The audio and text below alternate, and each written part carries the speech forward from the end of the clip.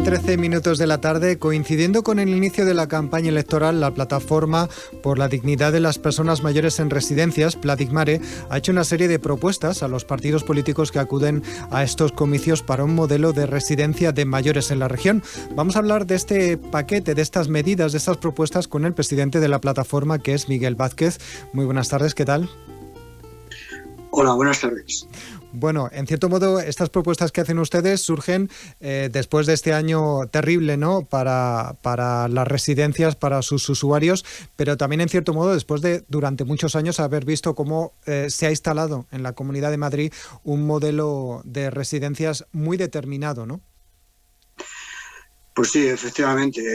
Estas reivindicaciones, pues sin lugar a dudas, tienen en cuenta lo que pasó con la pandemia, durante la pandemia, que fue un auténtico desastre, una hecatombe en las residencias de la Comunidad de Madrid, pero vienen a recoger también pues lo que vienen siendo nuestros planteamientos y nuestras alternativas durante más tiempo, de mucho antes, sí. Uh-huh. Veo por el documento que han mandado a los medios de comunicación que sus peticiones son muy diferentes, van desde las ratios que deberían tener estas residencias hasta, por ejemplo, el personal que trabaja en estos sitios. Empecemos, por ejemplo, con el tema de las ratios. Bien, bueno, es que lo primero de lo que hay que partir es que cuando alguien acude a una residencia, o bien por su propia voluntad o bien porque los familiares no les queda más remedio que llevarlo, es porque piensa que va a estar en la residencia mejor que en su domicilio. Desde luego todo el mundo quiere estar en su domicilio, pero llega un momento en que eso no es posible y entonces se ve la alternativa de la residencia. Entonces eso hasta ahora no estaba siendo así, o sea, no se estaba mejor que en el domicilio, entre otras cosas y fundamentalmente por las ratios de personal. O sea, las ratios de personal marcan la diferencia entre que los años que estés en una residencia puedan ser años de calidad y con dignidad, o que se puedan convertir en un auténtico infierno. Entonces, las ratios de personal, que es la proporción que tiene que haber de trabajadores con relación a los residentes, nosotros lo que planteamos es que se tienen que establecer de una forma objetiva, de una forma científica, y se tiene que hacer pues no como se está haciendo hasta ahora. Hasta ahora se cuentan a todos los trabajadores como si estuvieran trabajando las 24 horas del día, los 365 días del año, y eso no es así. Hay que establecer las ratios por turnos y por puestos de trabajo, para que se puedan dimensionar las plantillas de tal manera que no falte personal cuando se van de vacaciones, que no falte personal los fines de semana, que no falte personal los días festivos, o que no falte personal pues cuando llegan epidemias como la gripe, habituales, y bueno, no digamos ya por desgracia lo que pueda ser una pandemia. Uh-huh. Entonces nosotros consideramos que eso se debe establecer de una forma objetiva y creemos que no se está haciendo pues porque predomina el negocio privado sobre el interés público. Uh-huh.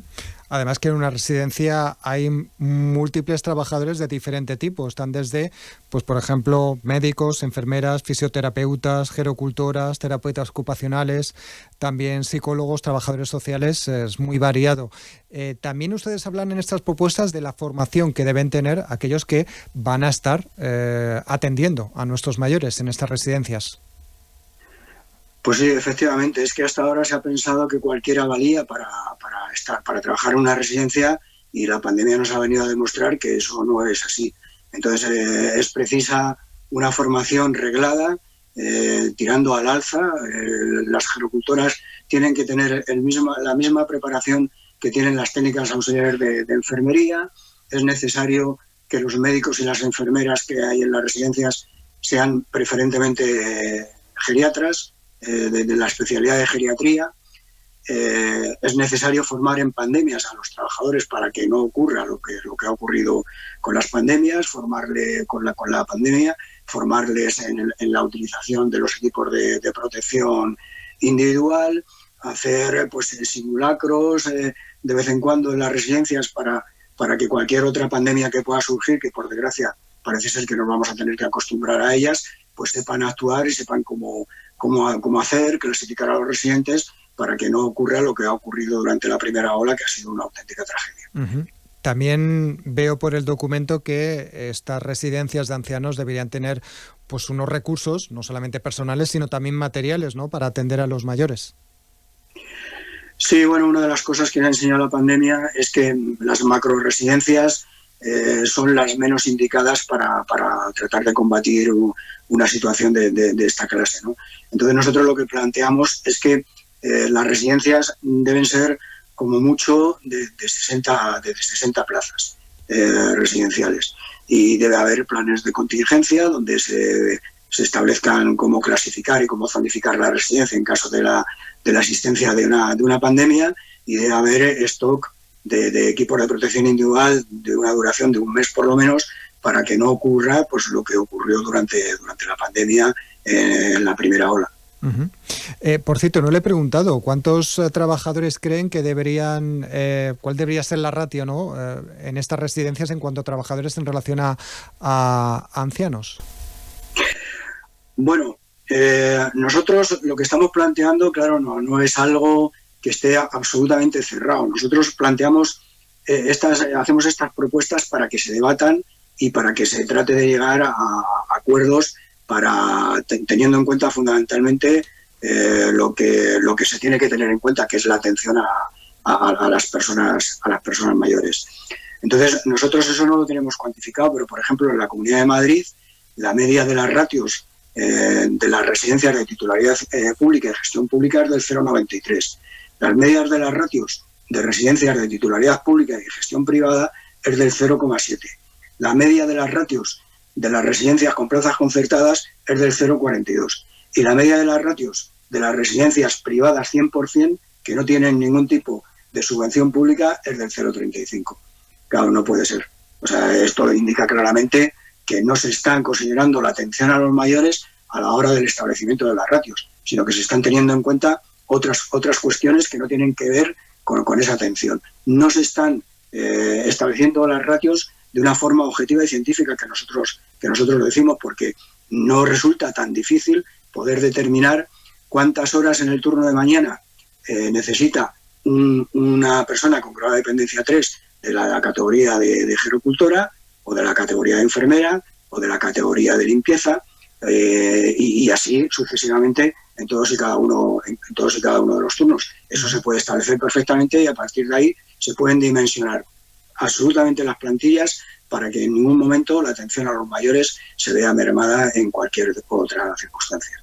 En este listado de propuestas, además de hablar de que los trabajadores deben estar bien formados, ¿no?, para la atención a los mayores, también aluden en sus propuestas a la contratación, de cómo debe ser la contratación de esos trabajadores para evitar que haya contratos precarios. Efectivamente, es que esa es una de los puntos débiles de la atención a los mayores, la precariedad de los contratos. Nosotros planteamos pues que mientras que dure este modelo de gestión privada de lo público, se prime a las empresas que tengan más de un 90% de la plantilla con contratos indefinidos. Hay que fomentar la contratación indefinida y hay que acabar con los contratos precarios. La persona mayor necesita conocer a su cuidador y tener confianza con él, que el cuidador le conozca también y sepa cuáles son los puntos en los que debe incidir para que esté bien atendido, y entendemos que eso se puede lograr a partir de la contratación indefinida, no con contratos precarios que están cambiando cada 2 o 3 meses las caras de las personas que atienden a los mayores. Cualquier persona que hemos tenido una persona mayor en residencias y hemos visto cómo ha sido su evolución a lo largo del tiempo, a veces no queda más remedio que acudir a los servicios de salud, al Sistema Nacional de Salud. También ustedes hacen una propuesta para que haya una mayor coordinación entre la residencia y los hospitales, el Sistema Nacional de Salud, en definitiva. Sí, efectivamente. Es que cuando se entra en una residencia no se deja de ser un ciudadano como cualquier otro. Entonces se tiene el mismo derecho que cualquiera a tener asignado un centro de salud y a tener asignado un hospital. Y cuando sea necesario, pues se tendrá que acudir al centro de salud y se tendrá que acudir al hospital. Existen suficientes herramientas informáticas como para que exista una coordinación pues adecuada, no la que existe actualmente, de tal forma que quien realmente diagnostique, quien diga cuáles deben ser los tratamientos, sea el Sistema Nacional de Salud, y los servicios médicos que existan en las residencias sean servicios complementarios que se coordinen con los mismos, y que bueno, pues que puedan adoptar, digamos, que decisiones conjuntas que redunden en lo que es la salud de los residentes.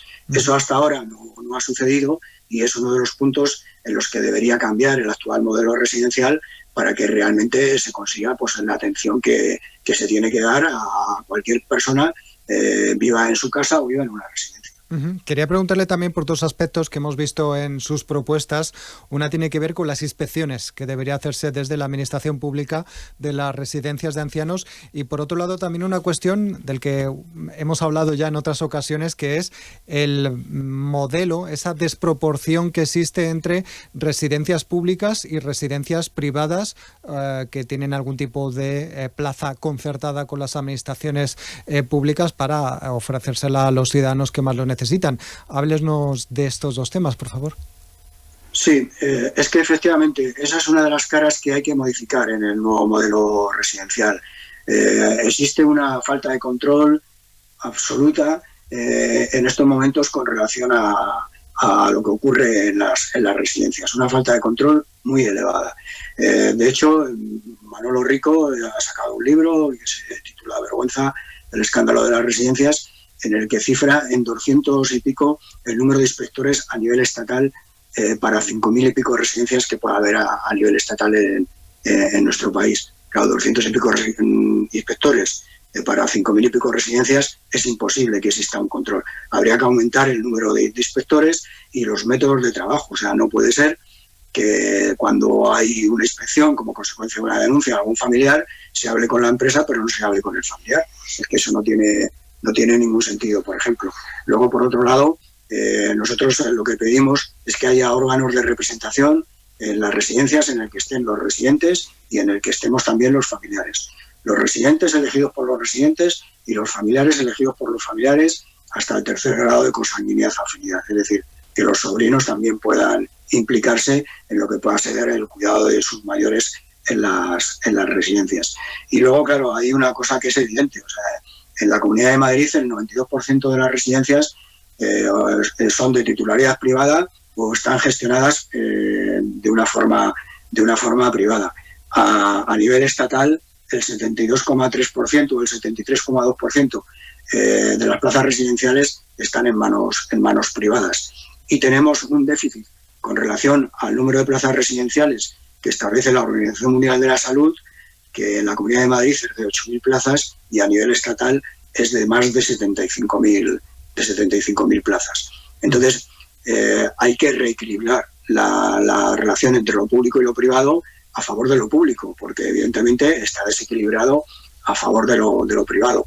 Y hay que reequilibrarlo, pues tratando de cubrir esos déficits según las recomendaciones de la Organización Mundial de la Salud, con el establecimiento de planes de creación de residencias públicas en todas las comunidades autónomas. Y es otro de los planteamientos que nosotros hacemos de cara a las elecciones estas del 4 de mayo, para que lo asuman los partidos políticos y para que se creen las plazas residenciales que se tienen que crear en función de las recomendaciones de la Organización Mundial de la Salud. Y las recomendaciones de la Organización Mundial de la Salud no están establecidas de una forma arbitraria, están establecidas en función de lo que se considera que debe ser la atención y en función de lo que se considera que va a ser el envejecimiento de la población. De aquí a 20 años, en España vamos a ser más de 12 millones de personas mayores de 65 años y de aquí a 30 años seremos más de 14 millones de personas mayores de 65 años. Hasta ahora se ha apostado por dejar que las plazas residenciales las cubriera la iniciativa privada. Bueno, pues ya sabemos cuál está siendo el resultado y desde luego el resultado no es absolutamente deseable, ni muchísimo menos. Los mayores, que es otra de las cosas que planteamos, es que se cree un protocolo de maltratos. Es que entran en los hospitales desnutridos y deshidratados, y no ahora ya por la pandemia, sino anteriormente. Entran con úlceras por presión por falta de cambios posturales, entran con infecciones de orina porque no se les cambian de pañales, y todo eso es debido a que hay una falta de personal enorme. Antes he señalado cuáles eran las ratios de personal en las residencias públicas y en las residencias privadas, y es evidente que eso tiene que cambiar y no puede cambiar si no es porque se apueste claramente por parte de las comunidades autónomas, que son las que tienen las competencias, en la creación de las plazas residenciales que recomienda la Organización Mundial de la Salud. Pues Miguel Vázquez, recordamos, presidente de la Plataforma por la Dignidad de las Personas Mayores en Residencias Plat y Mare. Les vamos a desear suerte con estas propuestas que hacen de cara a los partidos políticos que acuden a las elecciones autonómicas del 4 de mayo. También gracias por atendernos. Pues muchas gracias a vosotros, y esa suerte la tienen que tener los mayores porque se lo han ganado. Gracias, hasta la próxima.